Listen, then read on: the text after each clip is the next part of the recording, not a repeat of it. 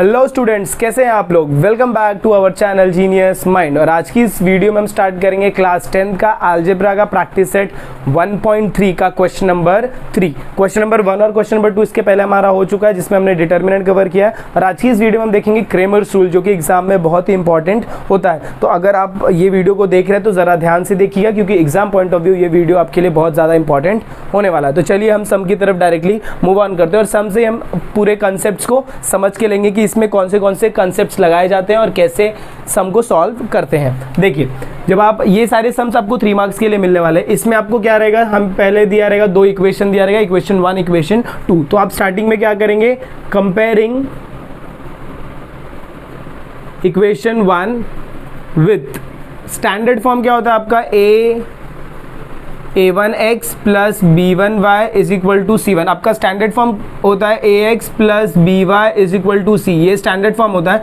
But यहाँ पर ये इक्वेशन 1 है, इसीलिए मैं क्या लिखूंगा, a1x plus b1y is equal to c1। तो अगर मैं इसको कंपेयर करूंगा तो मेरा a1 का वैल्यू मुझे कितना आएगा 3, b1 का वैल्यू मेरा कितना आएगा -4। याद रखना, अगर साइन भी आपको लेना, अगर प्लस में है तो प्लस लिखना है, माइनस में तो माइनस में लिखना है। और c1 का वैल्यू मेरा कितना हो जाएगा 10। सिमिलरली मैं क्या करूंगा, कंपेयर करूंगा किसको, सेकेंड इक्वेशन को। कंपेयरिंग इक्वेशन 2 किसके साथ कंपेयर करूंगा, विथ वहां पर a1x लिया, यहाँ पर a2x plus b2y is equal to c2। क्यों, क्योंकि ये आपका इक्वेशन नंबर क्या है, 2 है। इसके बाद हम लोग क्या स्टार्ट करेंगे, a2 का वैल्यू मेरा कितना होगा 4 हो जाएगा। ये आपको कौन से वैल्यू लेने हैं, ये x के बाजू वाले वैल्यू लेने हैं। आई होप आपको समझ में आ रहा है। और b2 का वैल्यू आप क्या लेंगे, यहाँ पर y के बाजू में क्या है 3, और c2 का वैल्यू कितना है 5।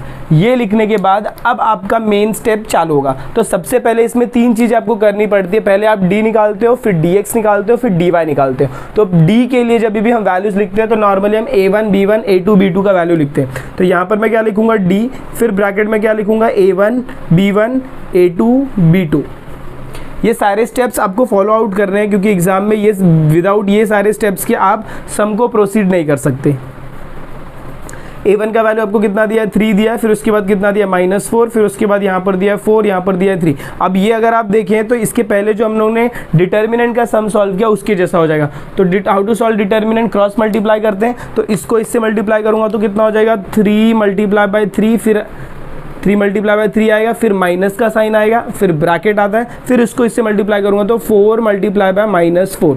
तो ये कितना हो जाएगा 9, माइनस माइनस क्या होगा प्लस, और 4 4 का कितना हो जाएगा 16। तो मेरा टोटल वैल्यू कितना होगा 25। मतलब मेरा d का जो वैल्यू है, therefore d is equal to 25। ये मेरा d का वैल्यू हो गया। सिमिलरली मैं क्या करूंगा, dx निकालूंगा। अच्छा, अब जब dx और dy की मैं बात करूंगा तो देखिए यहाँ पर मेरे पास तो टोटल 3 वैल्यू है, a है, b है और c है। तो जब मैंने d का बात किया तो मैंने a और b लिखा। अब मैं जब मैं dx का बात करूंगा तो मैं x का जितना भी वैल्यू है उसको हटाऊंगा। x के साथ हमेशा कौन रहता है, a रहता है। तो जब मैं dx लिखूंगा तो a के सारे वैल्यूज को मैं हटा दूंगा। देखिए कैसे लिखेंगे ये क्वेश्चन को। तो यहाँ पर मैं क्या लिखूंगा dx। अच्छा, अब मैं dx की बात कर रहा हूँ तो x के साथ हमेशा क्या है, a का वैल्यू x के साथ रहता है। ये आपको मान के चलना है कि a का वैल्यू हमेशा आपका x के साथ। तो कोई भी आप इक्वेशन लेंगे उसमें x का वैल्यू किसके साथ रहेगा, a के साथ। तो जब मैं dx लिखूंगा तो a के वैल्यूज को मैं नहीं लिखूंगा। b1 और b2 मेरा सेम रहने वाला है, b1 और b2।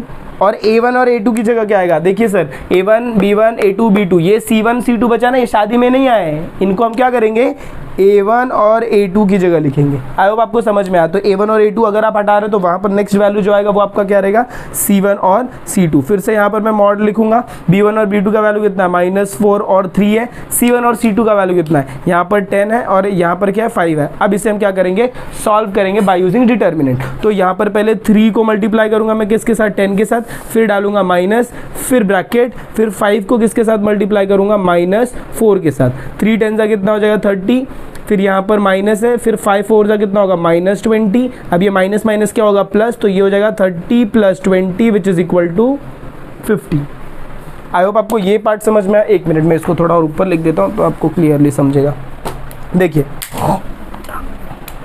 ये वैल्यू जब आप सॉल्व करेंगे तो ये कितना होगा, 3 × 10 हो जाएगा, फिर माइनस आएगा, फिर -4 × 5 कर देंगे, फिर ये कितना हो जाएगा 30 माइनस, और ये हो जाएगा आपका -20। ऐड करोगे तो 30 + 20 विच इज़ इक्वल टू 50। तो यहाँ से अगर मैं चेकआउट करूँ तो मेरा dx का वैल्यू कितना हो गया, 50 हो गया। चलिए अब मुझे d मिल गया, dx मिल गया, अब मुझे नेक्स्ट वैल्यू क्या चाहिए, dy का वैल्यू चाहिए। dy का वैल्यू निकालने के लिए क्या करेंगे, जैसे देखिए यहाँ पर हम लोग ने dx के लिए a हटाया, वैसे dy के लिए आप क्या हटाएंगे, b हटाएंगे। तो यहाँ पर जब मैं कॉलम बनाऊंगा तो मेरा फर्स्ट कॉलम क्या रहने वाला, देखिए यहाँ पर मैं क्या लिखूंगा, dy लिखूंगा, dy के लिए मैं कॉलम बनाऊंगा और यहाँ पर क्या आएगा, a1 a2 रहने वाला है। अब b1 b2 की जगह कौन सा वैल्यू आएगा, c1 c2, तो यहाँ पर क्या आएगा c1 c2, फिर से इक्वल टू का साइन, फिर से ये मॉड रहेगा, मॉड में a1 a2 का वैल्यू मुझे कितना दिया है, a1 a2 का वैल्यू 3 और 4, सिंपली आपको खाली वैल्यूज पुट करने, और फिर उसके बाद c1 c2 का वैल्यू कितना है, 10 और 5 है।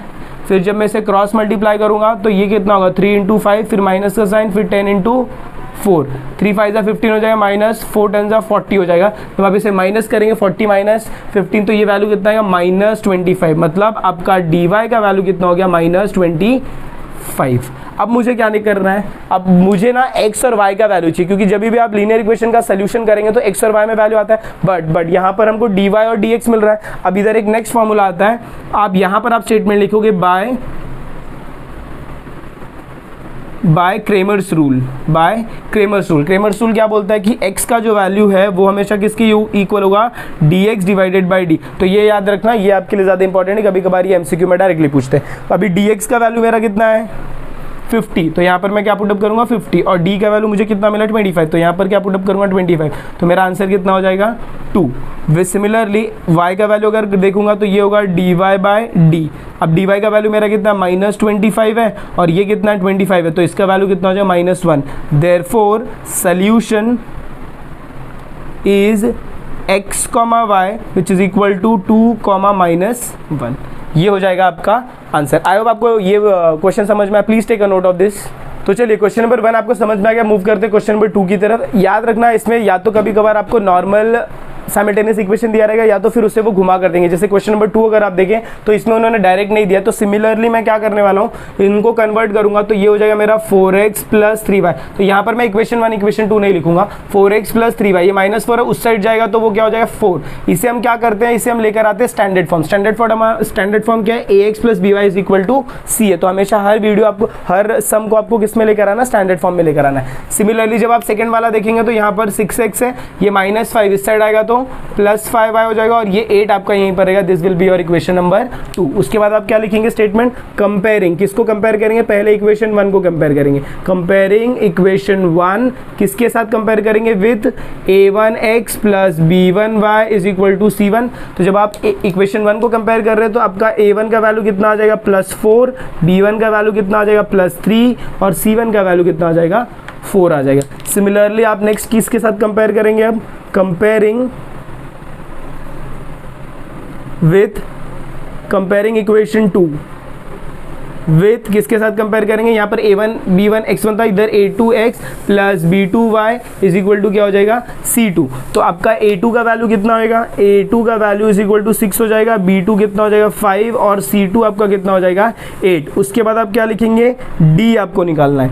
d के लिए आप कौन सा फॉर्मूला लगाने वाले, d ब्रैकेट में डालने का, यहाँ पर आएगा a1 b1, यहाँ पर आएगा a2, यहाँ पर आएगा b2। फिर इसके बाद आप मॉड लिखेंगे। अब वैल्यूज को आप सब्स्टिट्यूट करेंगे, तो a1 का वैल्यू कितना है 4, b1 का वैल्यू कितना है 3, इधर वैल्यू है 6, इधर वैल्यू 5। अब आपको क्या करना है, सिंपली क्रॉस मल्टीप्लाई करना है। तो 5 को 4 से मल्टीप्लाई करेंगे और 6 को 3 से, ये नॉर्मल डिटरमिनेंट सॉल्व करते हैं, तो 5 × 4 - 6 × 3, तो ये कितना हो जाएगा 5 4 = 20 - 18 which is equal to 2। Therefore d = आपका क्या आ गया 2 आ गया। इसके बाद जब आप नेक्स्ट पार्ट सॉल्व आउट करेंगे तो ये तो अभी हमने d निकाला, अभी हमको dx निकालना है, dy निकालना है। देखिए ये सम बहुत सिंपल है बट थोड़ा लेंदी है, तो अगर आप फटाफट करेंगे, एक दो बार आपने 4-5 सम सॉल्व कर लिया, 10-20 सम सॉल्व कर लिया तो माइंड में बैठ जाएगा।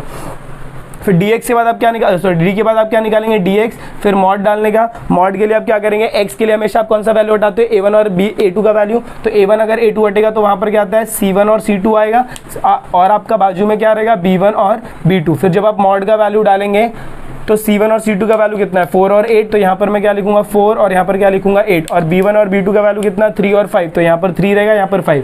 फिर आप क्या करेंगे क्रॉस मल्टीप्लाई, तो 5 × 4 - 8 × 3 होगा, which is equal to 5 4 = 20 - 24 which is equal to -4।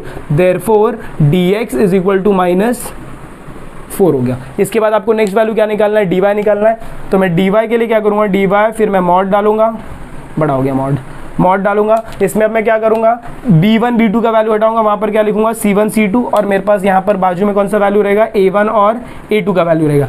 फिर मैं मॉड डालूंगा, a1 और a2 का वैल्यू मुझे मेरे पास कितना है 4 और 6 है, तो यहाँ पर मैं क्या लिखूंगा 4 लिखूंगा, यहाँ पर 6, और c1 और c2 की जगह कौन सा वैल्यू लिखने वाला हूँ 4 और 8। वापस यहाँ पर क्या करेंगे, क्रॉस मल्टीप्लाई। जब आप क्रॉस मल्टीप्लाई करोगे तो 8 मल्टीप्लाई बाय 4 होगा, फिर माइनस का साइन आएगा, फिर 4 मल्टीप्लाई बाय 6 होगा। 8 4 होता है 32 माइनस 6 4 कितना होता है 24। जब आप इसको माइनस करोगे तो इसका आंसर आपको कितना मिलेगा, 8 मिलेगा, प्लस 8 मिलेगा। देयरफॉर dy का वैल्यू आपका कितना हो गया, 8 हो गया। अभी तक हमने क्रेमर्स रूल नहीं लगाया, अब हम क्रेमर्स रूल लगाएंगे। देयरफॉर बाय क्रेमर्स रूल, याद रखना ये जो लास्ट पार्ट है यही सिर्फ आपका क्रेमर्स रूल है।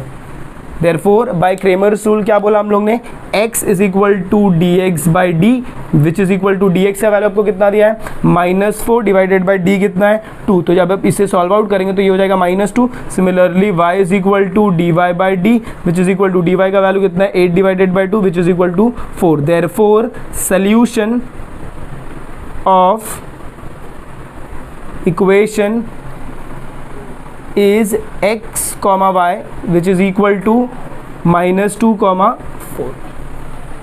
Please take a note of this. I hope आपको ये वीडियो पसंद आई। अगर आपको वीडियो पसंद आई, अगर आपको क्वेश्चन समझ में आ रहा है, अगर आपको चैनल पे ऐसा लग रहा है कि हाँ इंटरेस्टिंग चीज़ें चल रही हैं, तो मेक श्योर कि आप ये चैनल वीडियो को ज़्यादा से ज़्यादा शेयर कर रहे हैं। चैनल पर नए हैं तो चैनल को सब्सक्राइब करना ना भूलें। मिलते हैं अगली वीडियो में, तब तक के लिए have a good day and take care.